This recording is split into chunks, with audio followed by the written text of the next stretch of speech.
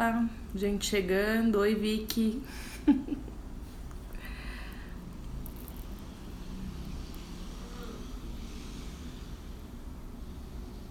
Trompes, meu Deus, que alegria ter você por aqui. Oi, Tati. Duas Tatis.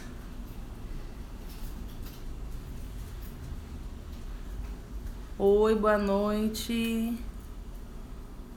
Que legal, Tromp. Saudade de você, viu? Me deve uma visita. Será que você vai conhecer a Sofia quando ela entrar na faculdade só? Paty, boa noite. Vivi, que maravilha você aqui de novo. Oi, Lígia. Oi, Vini. Agora acertei, hein? Oi, Cris. Tudo bem? Boa noite. Legal, galera chegando.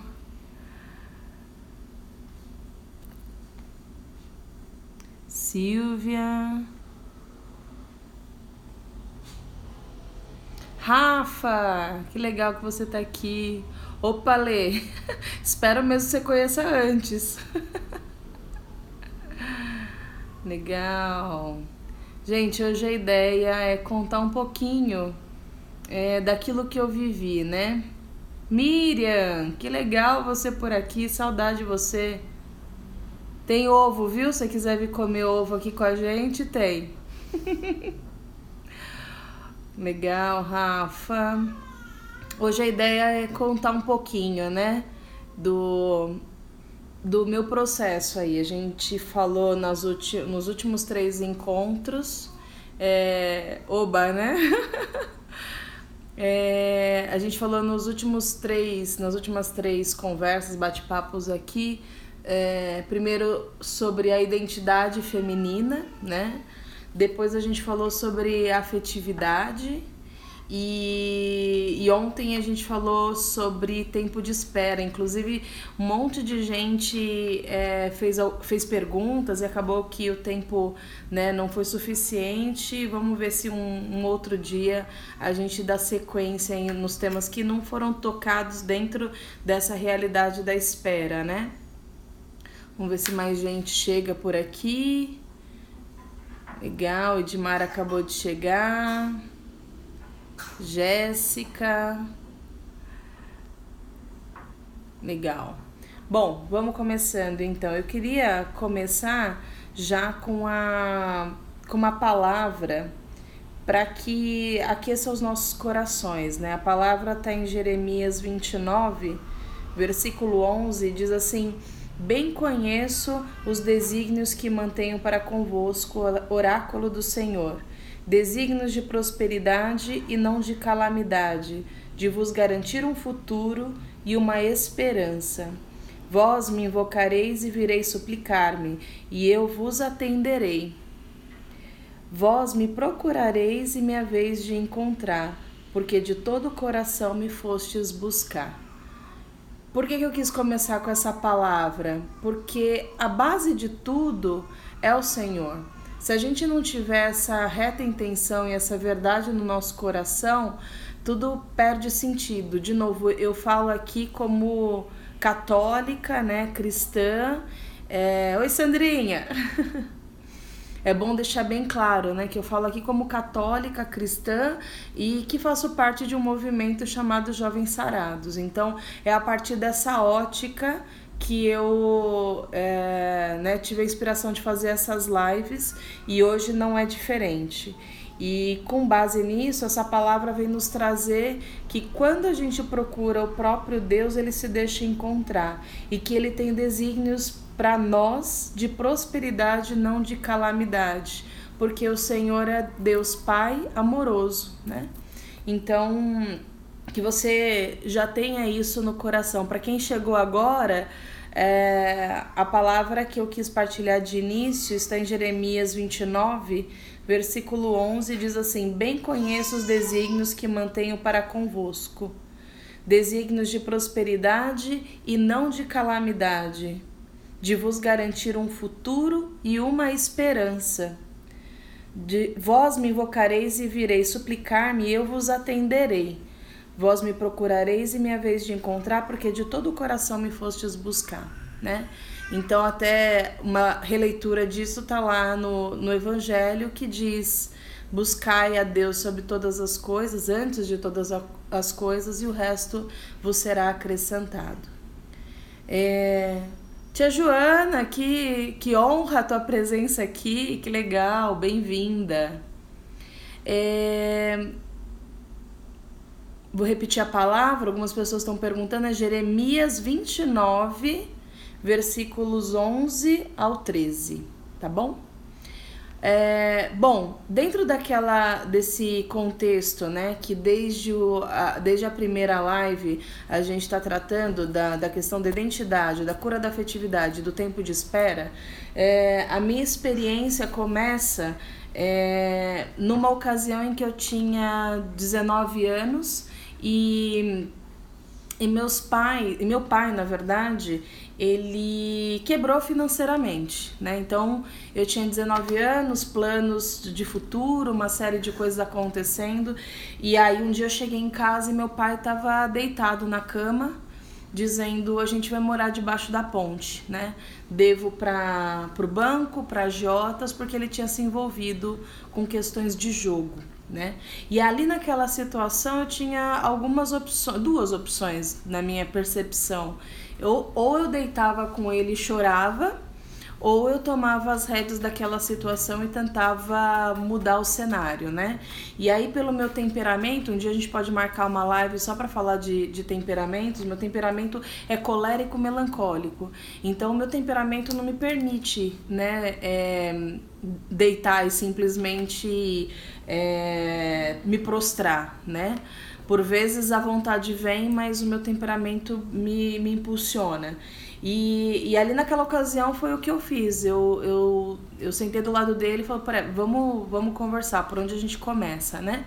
E aí, para resumir esse pedaço da história, eu fui, aos 19 anos, negociar com a agiota, que estava ameaçando a gente de morte. Eu fui negociar com o gerente do banco, eu quebrei o cartão de crédito dele, eu peguei o cartão do banco, né, o cartão da conta, e passei a administrar a casa.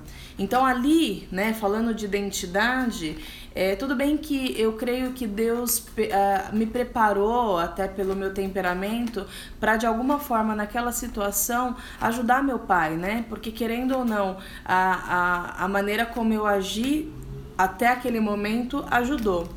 Só que onde eu me perdi na minha identidade quando eu assumi aquilo como verdade. E eu falei um pouquinho sobre voto íntimo em uma das lives. Naquele momento que meu pai quebrou, né? E imagina, eu com 19 anos achava que ele tinha o controle de absolutamente tudo, né? Era o provedor da casa.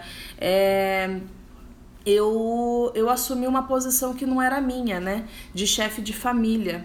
E ali, né, quando eu falei do voto íntimo, eu disse para mim mesma: eu não vou depender de homem nenhum.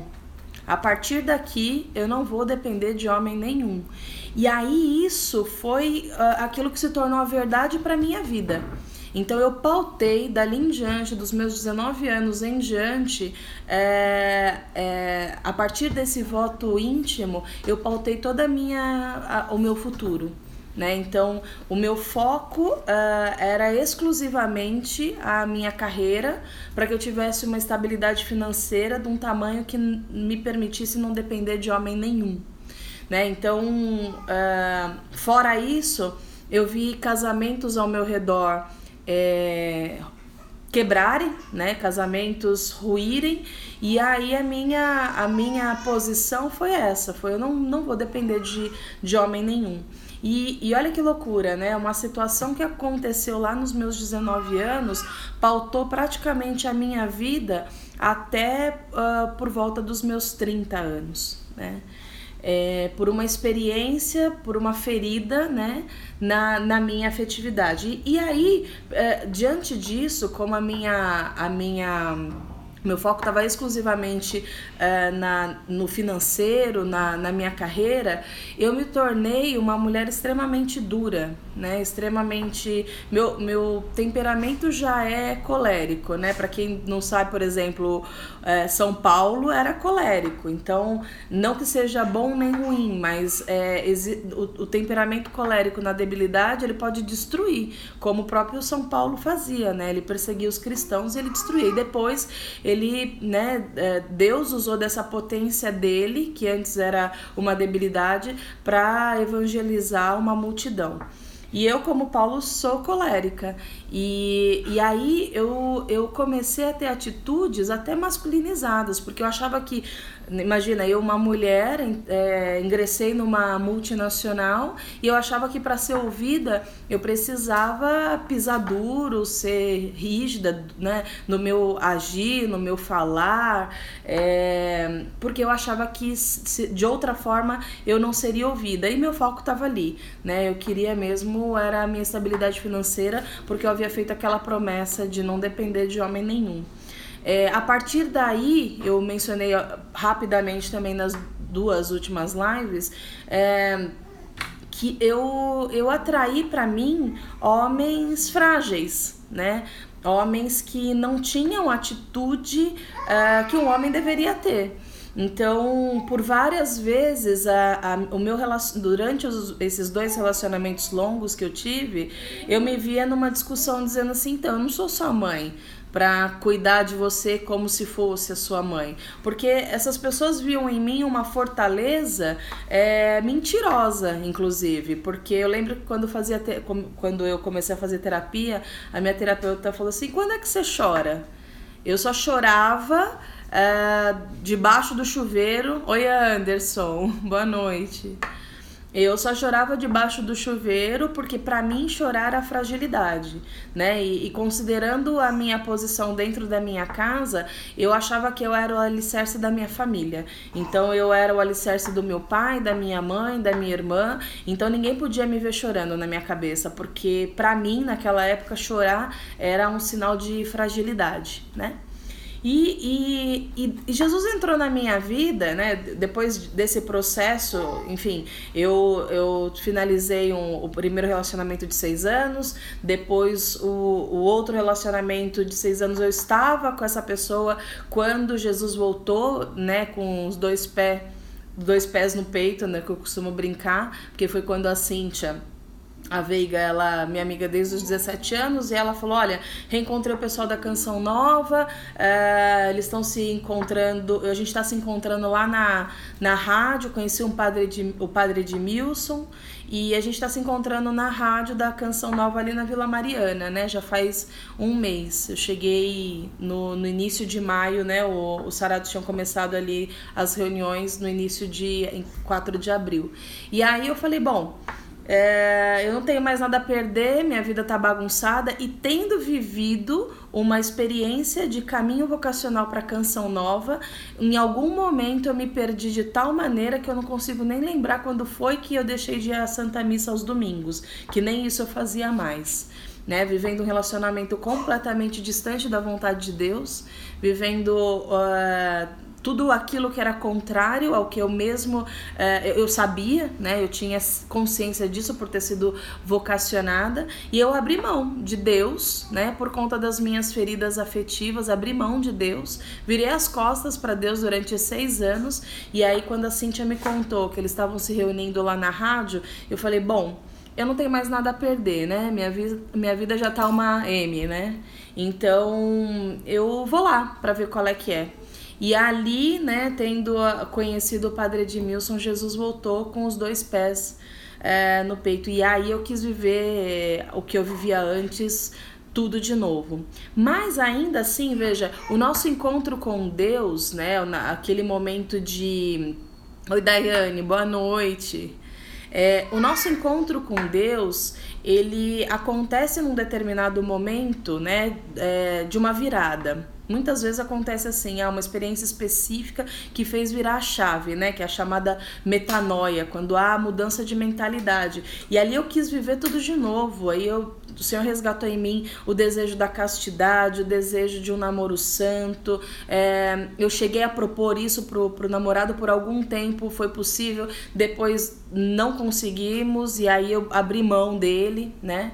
E aí foi, né? E aí, como eu estava dizendo, o nosso encontro com Deus no momento específico, ele é o estopim, ele é o início de um relacionamento que precisa ser construído todos os dias, né? E a partir dali eu fui buscando esse Deus novamente com muito mais maturidade do que a primeira vez, porque o que eu vejo é que eu me perdi esses 6 anos porque eu não constituí raiz em Deus, né? Fui vocacionada da Canção Nova, desisti do caminho muito próximo do final, mas ali todo aquele processo eu entendi que eu não tinha enraizado, não tinha permitido o Senhor criar raízes em mim, entende? E aí por isso que eu me perdi, né? Me perdi quando entrei na faculdade. Então é muito importante que a gente fique atento que as coisas que são lícitas inclusive... Oi, Cíntia! Tudo bom, Xará? As coisas que são lícitas, inclusive, para você que já está numa caminhada, elas podem sim te tirar de Deus, né? Quando a gente coloca essas coisas lícitas no centro da nossa vida e retira aquele que é o dono de todo o centro, que é o próprio Senhor. Então eu permiti que aquilo que Deus me deu como bênção, né, de conseguir fazer uma faculdade, de ter um bom emprego, tirasse o próprio Deus do centro da minha vida, né? Então não tem nenhum problema de fazer faculdade, de ter uma carreira, não tem nenhum problema, ao contrário, isso é tudo muito lícito e o Senhor nos santifica através do nosso trabalho, através dos nossos estudos, mas o que não dá é a gente colocar isso em primeiro lugar, colocar isso como centro e motivo fim da nossa vida, e eu fiz isso por um tempo. Então quando o Senhor voltou, quando eu permiti, né, que o Senhor voltasse para minha vida, eu quis viver tudo de novo, né, de permitir mesmo um resgate em toda a minha história.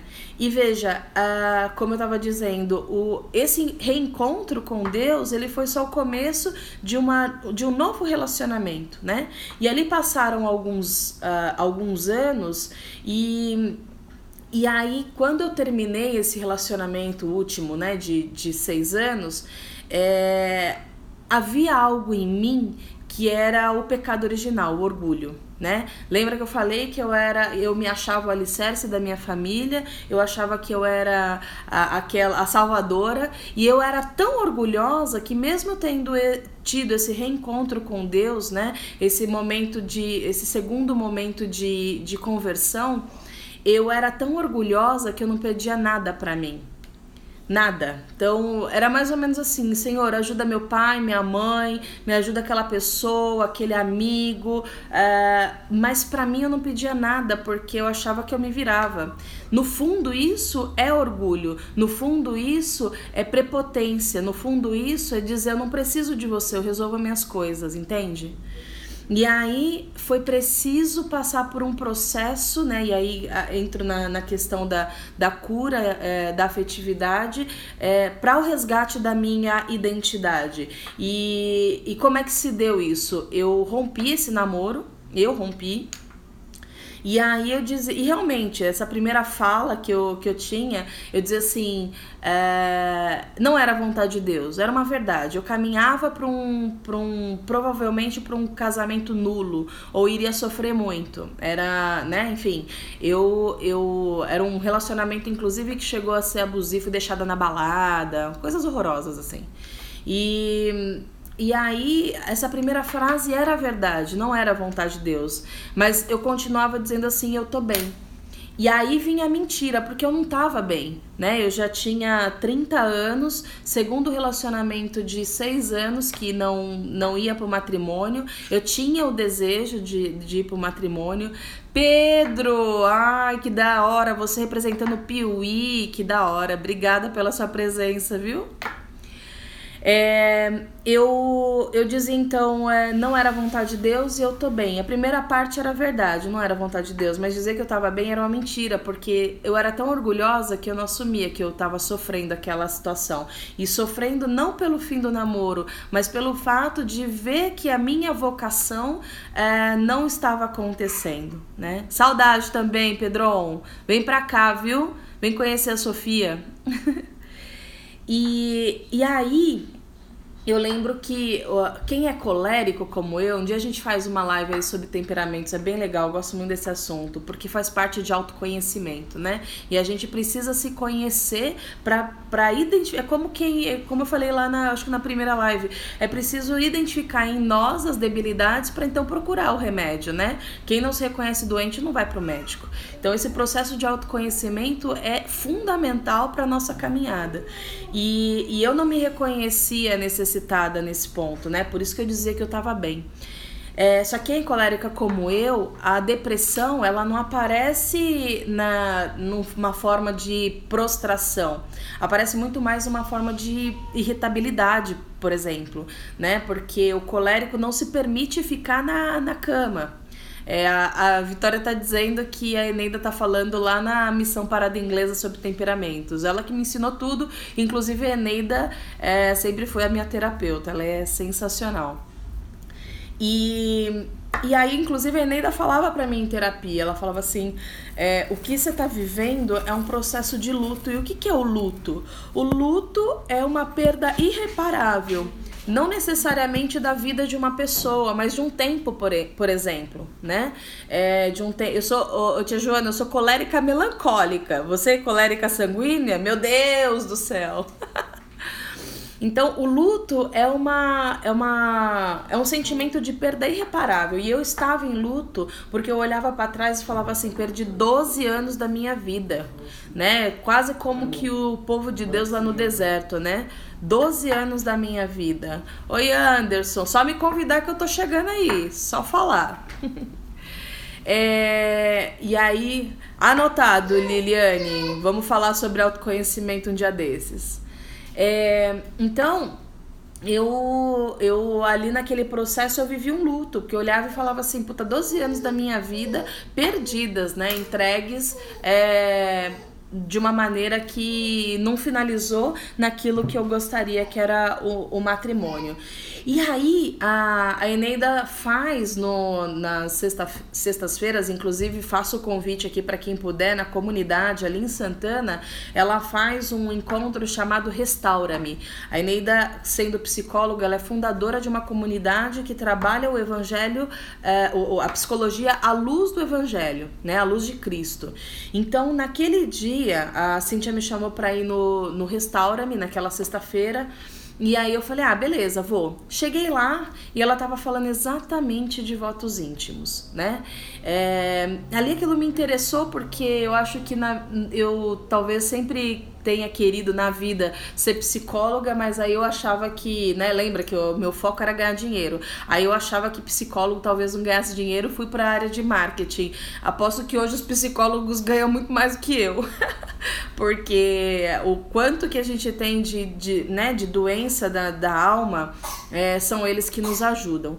E aí a Eneida tratou desse assunto e ela falou assim, durante essa semana você vai identificar um voto íntimo que você fez, não falou pra mim, né? Falou no grupo como um todo. Você vai identificar esse voto íntimo que você fez e você vai orar em cima disso. E ali naquela semana o Senhor me trouxe a cena de eu falando que eu não dependeria de homem nenhum, né? Então só aquilo ali me quebrou, né? Já me desestabilizou daquela minha prepotência. E aí eu soube que a Eneida ia fazer um Kairos chamado Quem Sou Eu? Meu Deus do céu.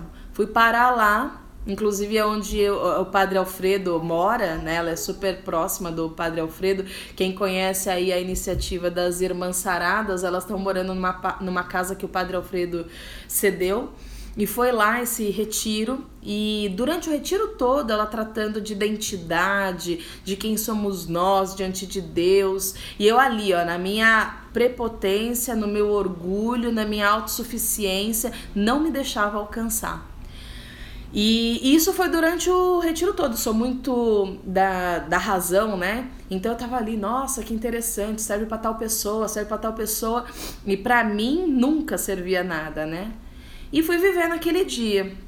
Só no final, né, durante a Santa Missa, quando o assunto final tratou muito dessa coisa de resgate da identidade, apesar de não querer reconhecer, é óbvio que algumas luzes acenderam dentro de mim do quanto eu tinha me perdido na minha identidade, né? O quanto que aquilo que era plano de Deus eu mesma tinha destruído pelas minhas escolhas.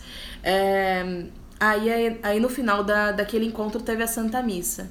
E ali não teve jeito, Jesus me quebrou. Na hora que o padre Alfredo levantou Jesus na Santa Eucaristia, eu ali ajoelhada, olhei Jesus de longe e falei assim, é tudo mentira, Senhor. Tudo mentira. Eu não sou forte coisa nenhuma. Eu tô aqui um caco. Vem e faz a tua obra.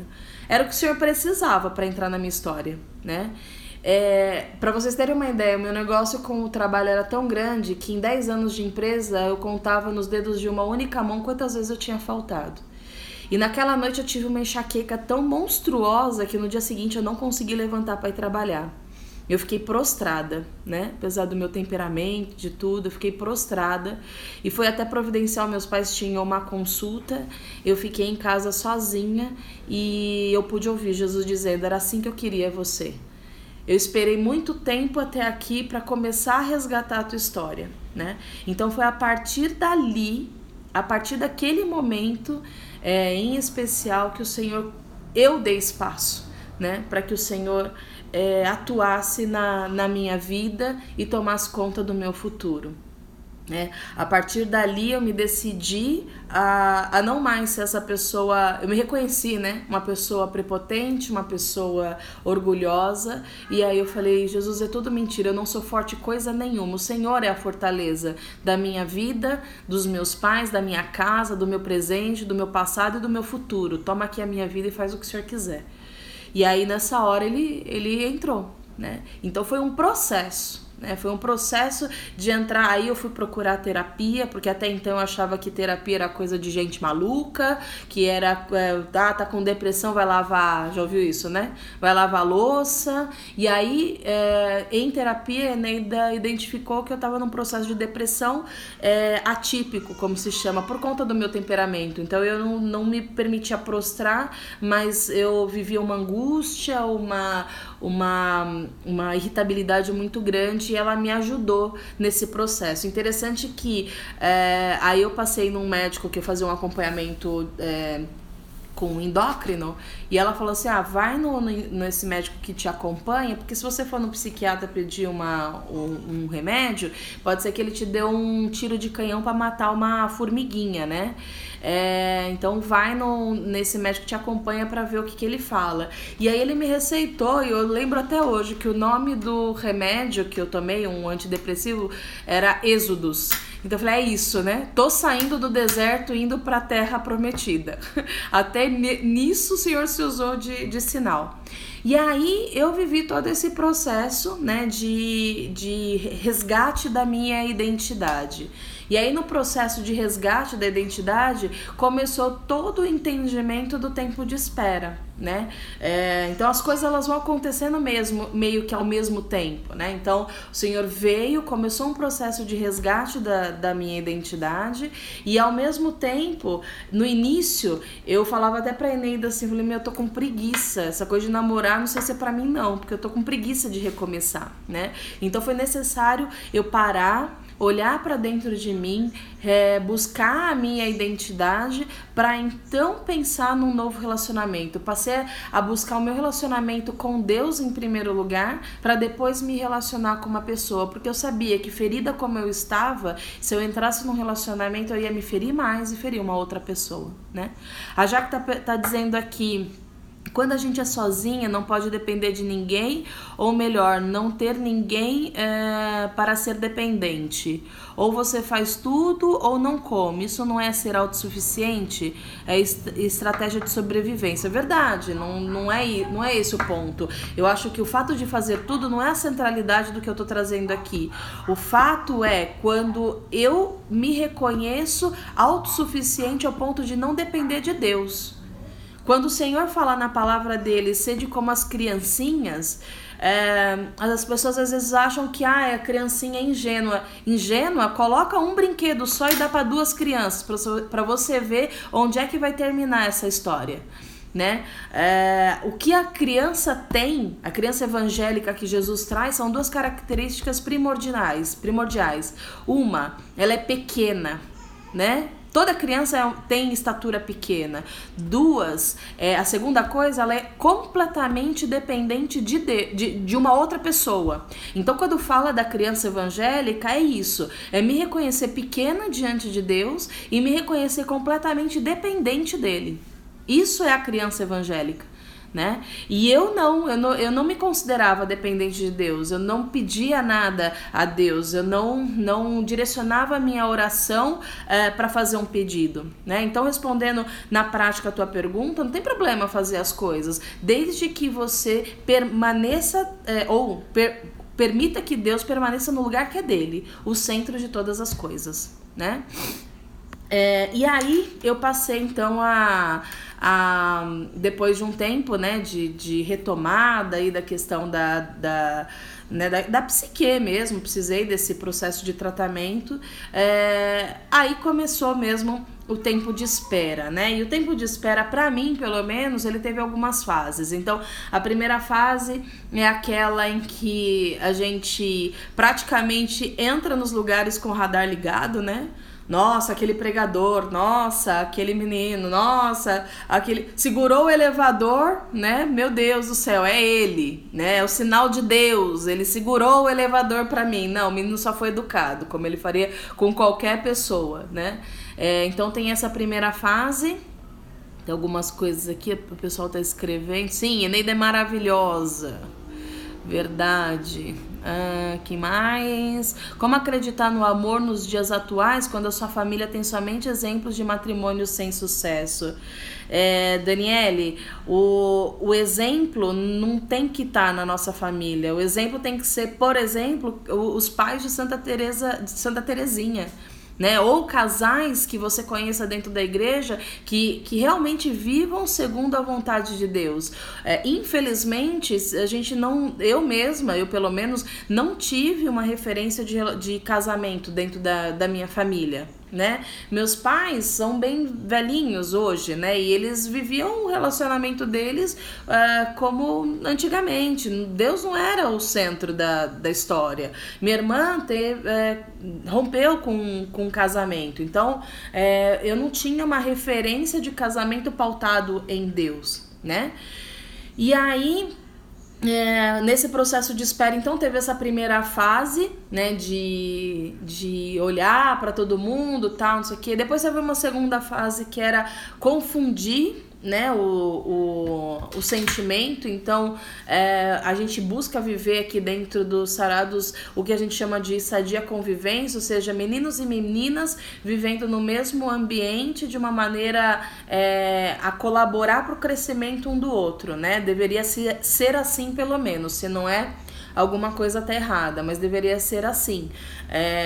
A minha constituição feminina também é construída a partir do meu relacionamento com os meninos. E que tipo de relacionamento? De amizade, né? De o menino ser menino e eu ser menina. Isso ajuda a construir e reforçar aquilo que cada um é na essência. E aí eu confundia, né, alguns sentimentos, tal. Aconteceu isso e eu acho que isso é super normal. E algumas vezes eu me perguntei, mas Senhor, por que você colocou esse sentimento em mim, não colocou no menino? Porque Deus estava querendo resgatar aquilo que eu era na essência. Então sim, né, ele permitia isso, que brotasse em mim um sentimento e não brotasse no menino, ok, né? E aí o Edson, não vi ontem a tua pergunta, me perdoa, meu irmão, obrigada pela tua presença, viu? Você falou aqui sobre o medo que muitos têm de dar o passo. Sim, né? Principalmente os meninos precisam ter essa atitude de homem, né? De dar o passo, de se dizer, ainda que o outro lado não corresponda, porque faz parte desse processo de crescimento, inclusive, né? E eu passei por todas essas fases, até chegar numa fase de desesperança, né? Completamente desesperançosa a respeito daquilo que seria a vontade de Deus. Eu tinha feito diversos retiros de cura, estava já muito próximo, né, de ser aquilo que Deus queria, né, na retomada da minha identidade feminina.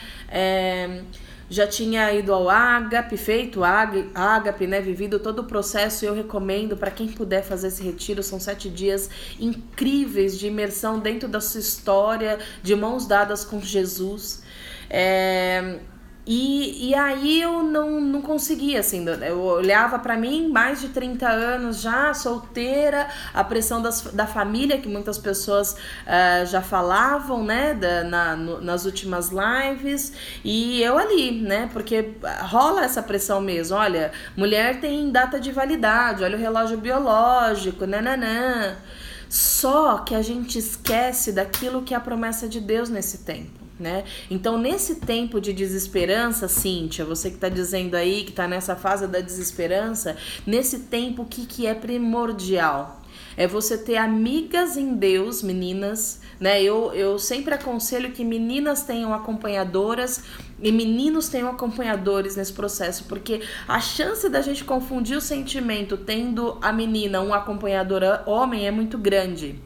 Então, é um risco desnecessário que você corre, né? Porque normalmente quando a gente tá nesse tempo, a gente quer atenção, e aí aquela pessoa vai dispensar atenção, vai perguntar como é que você tá, e nananã, e pode ser que você confunda e a coisa piore, né? Então, eu recomendo. Nesse tempo é muito importante, primeiro, ter amigas em Deus, né? Mulheres ou homens, né, pros meninos, e mulheres pras meninas que consigam te levar para mais perto de Deus, né? A outra coisa que eu recomendo e que para mim fez total diferença é ter acompanhadoras. Então, a minha vida toda, né, nesse processo, a minha vida toda, desde que Jesus, né, voltou para minha história, a Silmara e Denise são minhas acompanhadoras. Então, quem são essas pessoas? Elas estão um passo na frente na fé, né? São pessoas com que eu me espelho, que tem uma vida reta em Deus, eu me espelho completamente. Elas estão um passo na minha frente, com certeza, pelo menos 1 ou 10, 20 na minha frente na fé, e elas me ajudaram muito nesse processo de espera, né? Porque realmente chega um momento que a coisa se torna desesperadora, e se você não tem alguém ali que ore com você, que traga uma palavra, né, que acalme seu coração, que traga esperança, realmente fica muito difícil de caminhar, e a chance de você desviar o caminho é muito grande. E eu tive a graça de ter também diretores espirituais. Então eu tive padres que fizeram toda a diferença na minha vida, que oraram por mim. E eu vou te dizer, por mais que eu tenha as acompanhadoras, a mão do sacerdote, ela realmente tem uma unção específica. Muitas coisas foram destravadas na minha história a partir da oração de um sacerdote que tomou a minha causa como para ele, né, como dele, e rezou por mim, né? Então é muito importante isso, que você procure nesse tempo de espera, e para mim fez todo sentido ter pessoas que me acompanhavam e ter, se possível, a graça de um padre, um diretor espiritual que vai te dar, né, como o próprio nome diz, as direções nesse tempo. E também amigos que te levem para Deus, porque não adianta você querer manter as amizades que vão te afastar daquilo que é primordial, né? Se o cansaço chega, imagine com uma amiga te chamando para ir para aquele lugar que você sabe que vai te fazer desistir da espera, né? Então, até uma pausa aqui, as pessoas estão dizendo, verdade, amizade é tudo, né, afilhada? Verdade, Rô, verdade mesmo. Tô com 36 anos, Tô com 36, vejo que sou um alien na família. A solteira sem filhos e que acredita na castidade. Bem-vinda, Cíntia, é assim mesmo, né? Eu lembro quando eu falava de castidade sei lá, numa roda de amigos, eu tinha a sensação que subia umas antenas verdes assim e eu me tornava um ET. Amém, porque a gente é escândalo pro mundo, assim como a cruz de Jesus é. É isso que a gente precisa ser mesmo, luz para esse mundo. E eu vou te dizer uma coisa, um parênteses aqui, para te motivar nesse sentido. Quando eu conheci o Marcos 9 anos mais velho do que eu, né? E eu partilhei com uma amiga lá do escritório que jamais tinha pensado na possibilidade de alguém neste mundo, na minha idade, viver castidade. Sabe o que ela me disse? Ela falou: nossa, Cíntia, que coisa bonita que vocês vivem. Então quer dizer, tirem as crianças aí da sala, por favor. 3, 2, 1 para tampar o ouvido das crianças. Ela me disse assim: então quer dizer que um rapaz, quando se aproxima de uma moça aí desse grupo seu aí da igreja, ele não quer simplesmente levá-la para um motel, porque é assim que eu me sinto. Olha que beleza é a castidade, né? Ela me disse isso, ela falou que lindo isso, né? Significa, porque quando o rapaz se aproxima de mim, eu já acho que ele quer me levar pra cama, no minuto 2, né? Então a castidade nos aparta disso. Olha que coisa linda que essa menina reconheceu enquanto eu contava pra ela a respeito de castidade, né? Um zelo de Deus pra nossa vida. E aí eu me perdi um pouquinho. Eu tava falando a respeito da espera. Beleza. E aí, gente, eu já tava nessa fase final. Deixa eu ver que elas faltavam 20 minutos. Eu queria abrir pra perguntas ainda. Eu tava nessa fase final já de desespero, né? Eu falava, na época, o meu acompanhador, o meu diretor era o Padre Zandoná. Eu falava: padre, olha só, eu tô aqui, né? Eu até sou uma pessoa, né, agradável, né? Eu dou uma risadinha, né? Faço as pessoas rirem, sou agradável nesse sentido. Sou muito de Deus, tenho todos os dentes da minha boca. Não sou das mais feias. Pô, cadê esse homem, né? Eu vou, daqui a pouco, se eu resolver ir pro Carmelo, eu vou bater lá na porta das irmãs e as irmãs vão falar assim pra mim: filha, agora, sem dente, você vai bater aqui na porta, não vai rolar mesmo, né? Brincava ainda com essa situação, mas num desespero. Até que eu estava num retiro de Ano Novo, lá na Canção Nova, né? No final de ano, lá na Canção Nova. E aí eu lembro que eu tava com 2 amigas na pousada e uma delas falou assim: Cíntia, me dá aí a sua lista que você fez. Parênteses, se ninguém souber, depois eu conto. A lista é uma sugestão do livro Encontro Glorioso, onde você lista as características daquele que você... de como você gostaria que fosse essa pessoa que você espera. E o objetivo dessa lista, na verdade, é impedir que você perca o foco, né?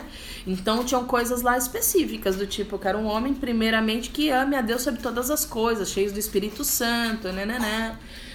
E aí eu falei: ai meu, nem vamos falar dessa história, porque eu já desanimei, deixa quieto. E ela insistiu muito que ela queria pôr a minha lista lá na barca, lá na Canção Nova. Aí eu falei: ó, tá aqui anotado no meu celular, se você quiser fazer alguma coisa com isso, beleza, bem rebeldezinha, sabe? E aí, o nome do livro, Vini, é O Encontro Glorioso. É sensacional esse livro, bem curtinho, você lê numa tarde. E aí ela pegou aquela minha lista, escreveu e pôs na barca. Isso era uma quarta-feira, né, do dia 1º. E tempos antes eu tinha encontrado com um amigo de uma comunidade. E ele tinha falado que estava fazendo um trabalho na FEBEM, né, na Fundação Casa, né, antiga FEBEM. E aí aquilo aqueceu meu coração, porque eu logo vi o padre Edmilson falando, né? Já veio no meu ouvido o padre falando, porque os Jovens Sarados nasceu para as prostitutas, para os mais marginalizados, os jovens, né? Mais distantes de Deus possível. Eu falei: meu, que coisa incrível que vocês estão fazendo, vambora. Eu vou falar com o pessoal lá. Aí falei com o João, lembra, João? Sandrinha, o João tá aí? Falei com o João, falei com o Léo, com a Cíntia, falei: bora, gente, porque acho que é uma oportunidade que Deus está nos dando de evangelizar. E aí a gente foi no primeiro dia lá na FEBEM, evangelizar os meninos lá. E E aí, nesse dia, a tia Joana é testemunha, porque a tia Joana tava junto nessa, né? A comunidade é instrumento de Deus, que a tia Joana fez parte também. E faz parte, né, tia? Ainda faz o projeto lá, né, na FEBEM. E aí eu falei, vamos nessa. E a gente foi na verdade, na primeira noite era Natal. Não, era Ano Novo, era isso mesmo. E aí eu achei interessante que o Vanderlei até chegou a comentar, então, tem um rapaz que ele viria, só que aí ele não pôde porque roubaram a moto dele. E aí, verdade, né? Muito bom. Fala com a tia Joana aí, ô Vini, se quiser ir lá, ela te dá as coordenadas. E aí ele contou isso, olha, o rapaz, que era o Marcos, ele tava contando o Marcos, ele não veio hoje porque roubaram a moto dele, né? E beleza, e assim foi.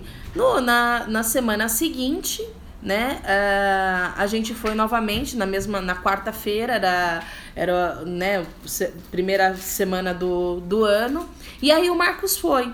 E eu, gente, né, meninas, olha só essa. Eu estava vestida praticamente de menino. Tia Joana tá aqui e pra não, né, me deixar mentir.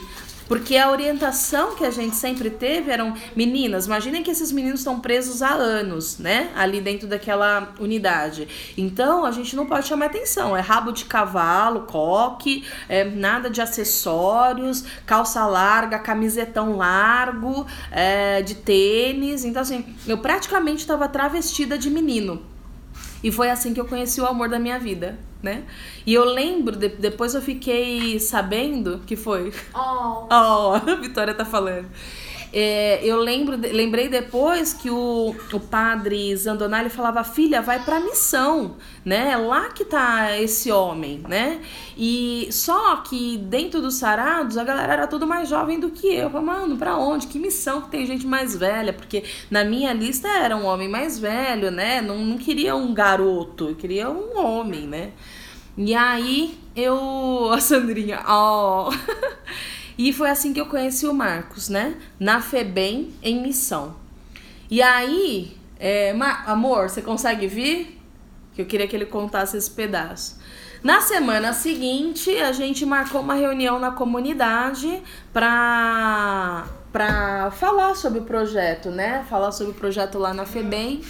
E aí, pode trazer a Sofia também. Ela tá gripadinha, gente. Acho que a Vitória vai olhar ela lá pra ela trazer isso aqui. E aí eu estava completamente fechada, né? Todas as feridas da minha afetividade tinham me feito me fechar. Então, eu nem observava mais, porque eu já tinha falado para Jesus. O meu papo é muito reto, assim, com Jesus. Falar, Senhor, agora é o seguinte, eu já me confundi muito das amizades. Então, o que eu quero é o seguinte, na hora que esse homem aparecer na minha vida, que ele venha se dizer. Eu não vou ficar observando na atitude dele, não, que ele venha que se diga, né? Que ele fale do sentimento dele. Então eu tava muito nessa, né? E fechada, né? Não olhando pros lados praticamente. E aí teve essa reunião. E aí, Marcos? Amor? O Marcos tava lá nessa reunião. Acho que a tia Joana também tava, né, tia? E aí ele me notou naquela reunião, né? Você vai vir? Vou. Conta aí. Na verdade eu já tinha anotado, né? Ela, só que lá na Fundação Casa, daquele jeito de menino que ela disse, né? Só que na reunião ela chegou do trabalho. E lá na Fundação Casa, Deus já falou comigo, é ela. E eu falava, mas... Tá bom, vamos lá. 10 minutos, amor. Que eu vou falar? Como que eu me aproximo, né? Daí falaram dessa reunião. Falei, legal, uma forma de conhecer ela melhor. Vamos pra reunião também para saber tudo que tinha que ser feito lá com os meninos e aproveitar e conhecer melhor ela. Chegando na reunião, a mulher me chega do trabalho, toda arrumada, executiva. Daí eu falei pra Deus assim, eu falei, sacanagem, né? Eu vou tomar um baita de um fora, olha o naipe da menina. Eu, maloqueiro, corintiano, E a menina toda arrumada aí, não, vou tomar mal fora. E ele falava, não, é ela, é ela. Eu falei, putz, tá bom, o senhor tá falando, eu sou daquele tipo que, se eu não vejo o chão e Deus fala, dá o passo, eu dou. Bora lá, vamos fazer o que Deus tá falando. Ser dócil a ele. Daí o que aconteceu? Nessa noite eu peguei o WhatsApp e o Facebook de todo mundo, né? Eu queria o dela, só que eu peguei de todo mundo. Na verdade montaram um grupo, né, sobre a missão lá na FEBEM. Também tem esse detalhe. Só que eu não sou muito bom, não era também, né, muito bom em redes sociais.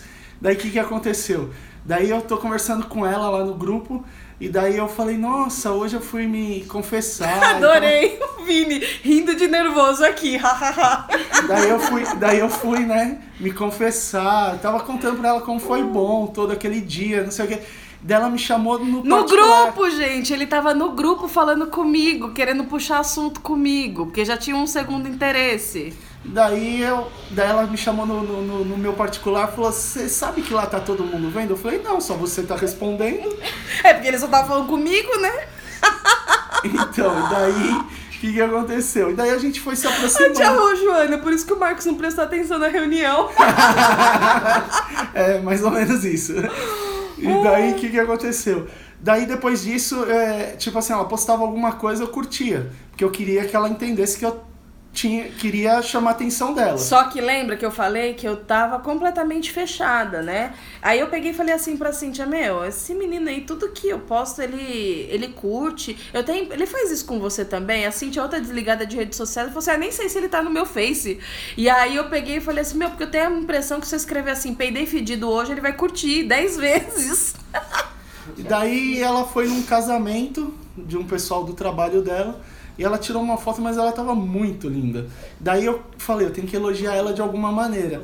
E eu vi um post logo em seguida falando assim, você conhece o coração de alguém quando ele faz algo por alguém que não pode retribuir. E eu mandei pra ela. Só que como ela ainda tava naquela afetividade ferida... Deixa eu fazer um parênteses aqui. Eu tinha ainda 2 problemas. Eu não sabia receber elogio, porque eu achava que a pessoa tinha sempre uma segunda intenção. E outra, eu tava há muitos anos já à frente de ministérios e de missões dentro dos sarados. E às vezes as pessoas, porque a gente tá à frente de uma missão, acham que a gente é santo, né? E coloca você num pedestal. E eu sempre detestei isso, sabe?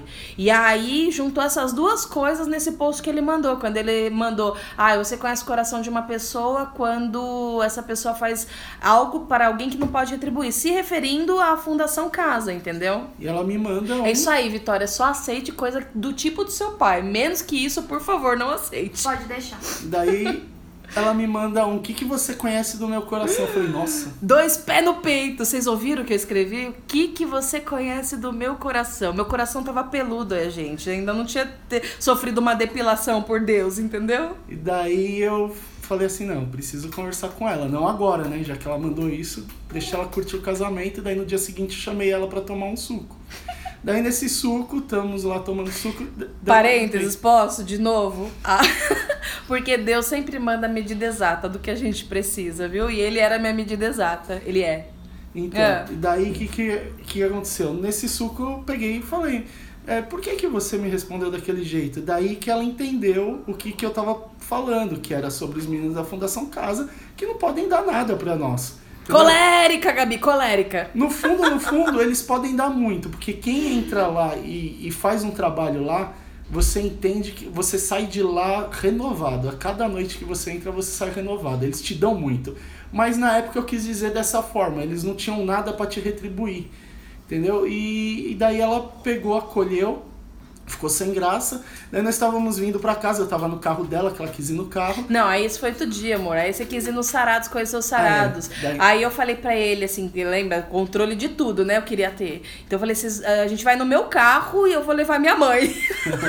E ainda vamos buscar o Japa pra tocar lá no dia. Pra não correr o risco, eu já tava percebendo o interesse dele, né? Pra não correr o risco de nada acontecer, entendeu? E a mãe dela passou mal e não pôde ir nessa noite. Daí nós fomos buscar o Japa. O Japa pôde ir. Inclusive, eu nunca mais vi ele. Tá no seminário. Vambora, amor. Olha lá, olha lá. Daí na hora que estávamos voltando, a hora que ela parou o carro na minha porta, eu fui descer Não, e nesse caminho eu fui contando pra ele da minha história, ele contou dele também. E aí, no final da conversa, eu tava dizendo pra ele da minha dificuldade de receber elogio, que era um processo de cura que eu tava vivendo. E aí, o que ele me diz?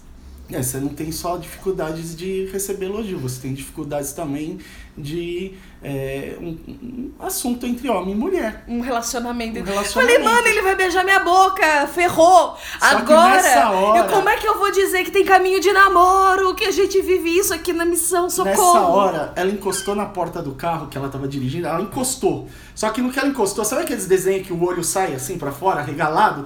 Ela meteu a mão na bolsa e falou, que seja só spray de pimenta, senhor, que seja só spray de pimenta, 38 não. Pelo amor de Deus, 38 não. E não era nem spray de pimenta. Daí eu desci do carro... 6 minutos pra terminar essa história. Desci do carro todo sem graça, né? Daí eu falei, não, isso não pode ficar assim.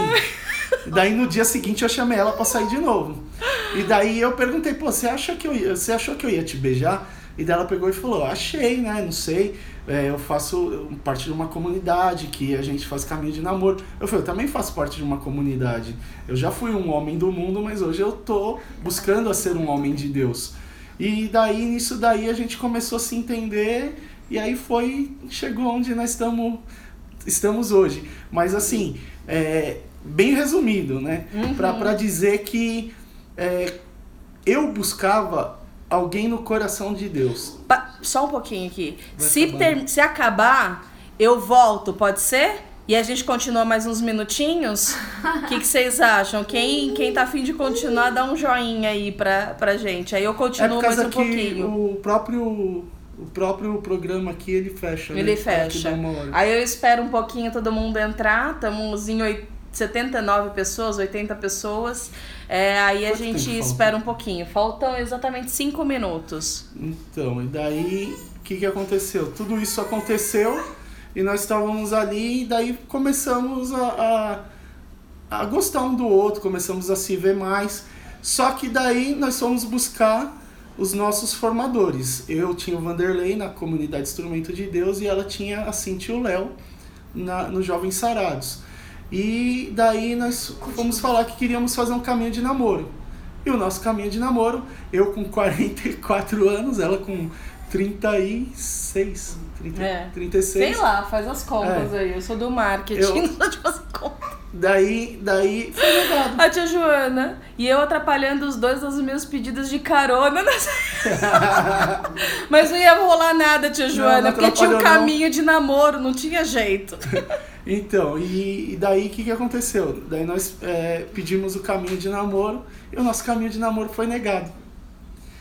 Só Prazer, Cíntia Lima Almeida. Meu caminho, 11 anos de Jovem Sara, meu caminho de namoro foi negado, viu, gente? Mas é zelo de Deus, a gente vai contar. Daí o que aconteceu? Nesse tempo, falaram pra mim, daí me chamaram primeiro, falaram que não era tempo pra nós irmos para um passo mais profundo de namoro, só que eu teria que namorar mais Jesus, se aproximar mais de Jesus e não dar esperança para ela. Oi, Cidinha! E daí, fala a sua parte, o que falaram para você?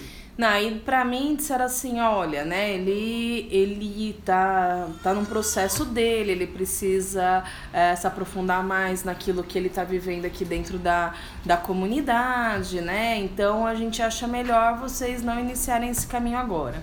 Na ocasião, é lógico, né, quem pede um caminho de namoro, o que a gente quer receber? Sim! Sim!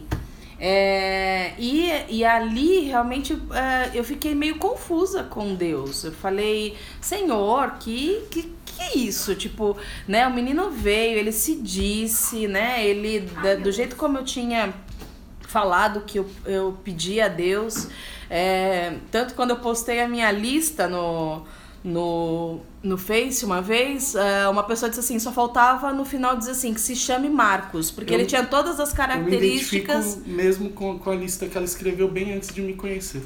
Então, lógico que essa lista passou por algumas atualizações, tudinho, né? Conforme a gente vai ganhando maturidade, mas no final só faltava escrever assim que se chame Marcos. E aí eu falei, Jesus, que coisa estranha, né? Tipo, como assim? Aí eu tive um papo sério, briguei assim com Jesus, porque... E aí no dia seguinte, porque, lógico, se você pede um caminho de namoro, você quer a resposta positiva, senão você não vai lá e pede, né? E aquela negativa pra mim foi um choque. Mas eu tenho aqui no meu tal um nó chamado obediência, e eu não carrego isso aqui de enfeite no meu pescoço, ela é uma verdade na minha vida.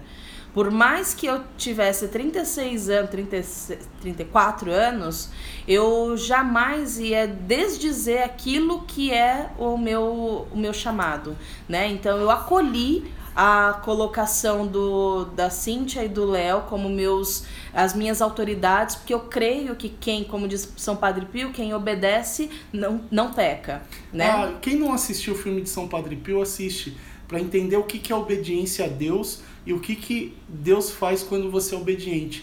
É por isso que ela fala do tempo de espera, ser obediente a Deus, sabe? Vai vir pessoas, vai vir até o próprio inimigo se usar de pessoas para falar besteira para você, para falar sobre o tempo que mulher tem tempo de validade, tudo isso.